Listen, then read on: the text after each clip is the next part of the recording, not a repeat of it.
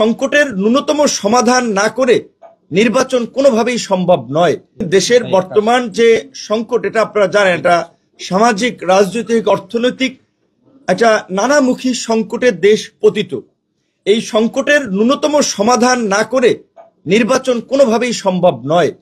এই সংকটগুলোর সমাধানের জন্য দেশকে একটা সঠিক ট্র্যাকে নিয়ে যাওয়ার জন্যই কিন্তু এই অন্তর্বর্তীকালীন সরকার। এবং এই অন্তর্বর্তীকালীন সরকার যেহেতু কোনো রাজনৈতিক দলের সরকার না, আমরা মনে করি তাদের কোনো রাজনৈতিক এজেন্ডা নাই। আমরা বিশ্বাস করতে চাই তারা নিরপেক্ষভাবে, নিরপেক্ষ দৃষ্টিকোণ থেকে কাজ করে জনগণের যেন ভোট দিয়ে আগামীতে একটা নির্বাচিত সরকার গঠন করতে পারে, সেই পরিবেশ তারা কায়েম করবে। এই যে 15 বছরের যে আইন শৃঙ্খলা বাহিনী, সমস্ত এসপি, ডিসি থেকে ঊর্ধ্বতন কর্তৃপক্ষ, পুরো আমলাতন্ত্র কিন্তু আওয়ামী লীগের বেনিফিশিয়ারিদের দখলে। তাহলে রাতারাতি একটি ইলেকশন হলে এই আমলাতন্ত্র দিয়ে কি ফেয়ার ইলেকশন সম্ভব? এই আমলারাই তো প্রশ্নবিদ্ধ করবে। এই ডিসি, এসপি, ইউনো, ওসিরাই তো এই গত 2-3টা নির্বাচনে আওয়ামী লীগের ভোট ডাকাতি করেছে, দিনের ভোট রাতে করেছে। কাজে প্রশাসনের একটা শুদ্ধি অভিযান এবং রাজনৈতিক সমঝোতা, এর জন্যই কিন্তু এই 15টি সংস্কার কমিশন করে দেওয়া হয়েছে। যদিও সংস্কার কমিশনগুলো যে প্রক্রিয়ায় কাজ করেছে সেটি নিয়ে আমাদের ক্ষোভ রয়েছে, কারণ তারা আমাদেরকে একটা চিঠি দিয়েছে, আপনারা লিখিত জানান। আমাদের সাথে কোনো ডায়লগ করার প্রয়োজনীয়তা তারা অনুভব করেন নাই। শুধু 2-1টি কমিশন ডায়লগ করেছে, স্থানীয় সরকার এবং আমরা নির্বাচন কমিশন, সংস্কার কমিশন, এই দুটো কমিশনের ডায়লগ ব্যতীত বাকি কমিশনগুলো চিঠি দেন। মানে এটা অনুষ্ঠানের দাওয়াতের মতো, চিঠি দিছি আপনি আসেন।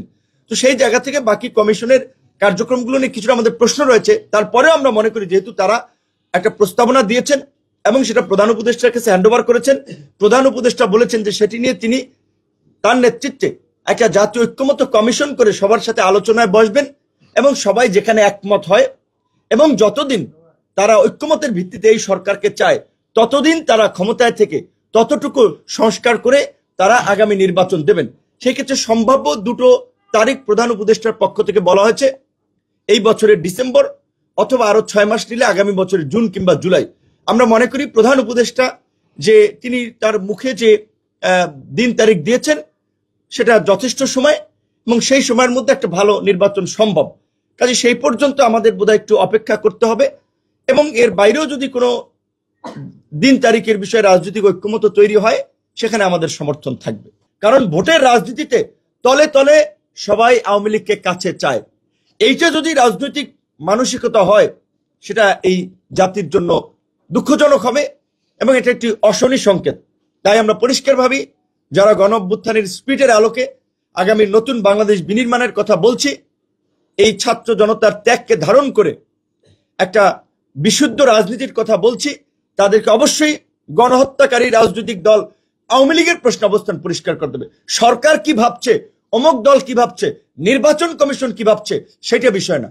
বিষয়টা রাজনৈতিক ভাবে আমরা আওয়ামী লীগের রাজনীতি আগামীতে চাই কিনা।